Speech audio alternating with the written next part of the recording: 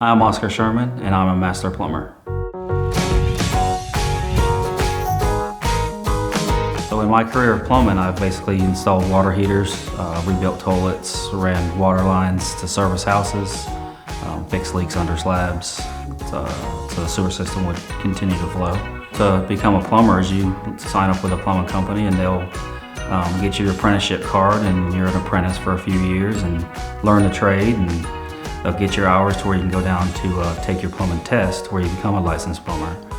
And then there's several different levels of plumbers, but ultimately you work your way up within 4 years to get your journeyman plumber, which is just under a master. So you get majority of your training on site with another plumber training you. Apprentice plumbers are allowed to do any type of plumbing as long as a licensed plumber is on site to watch over the work that he's performing. I started plumbing 20 years ago, almost pretty close to this day 20 years ago. Mainly got into it at first for the money, and then as you start getting into it, you realize that you're actually helping people keep their potable water from being contaminated, and it's pretty important that you don't tie into something that's non-potable because they'll be drinking it and it could be hazardous.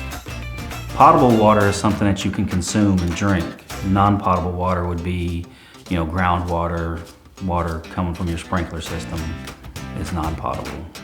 The favorite part of what I do is within helping people, elderly people that can't afford to pay the big premium prices that a lot of companies will come in and oversell or upcharge stuff. I get the satisfaction of when I leave there, those customers are satisfied and they didn't have to pay a premium price to get the same work done.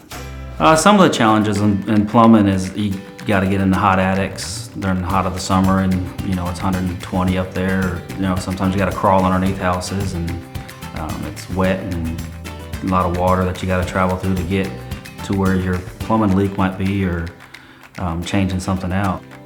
The reason you would choose this field is if you were good with your hands and you liked helping people, and also knowing that a plumbing trade is always going to be needed, and you're always going to be needed.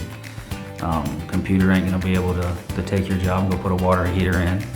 So there's that factor right there that you're always going to be in demand and always going to be able to help somebody.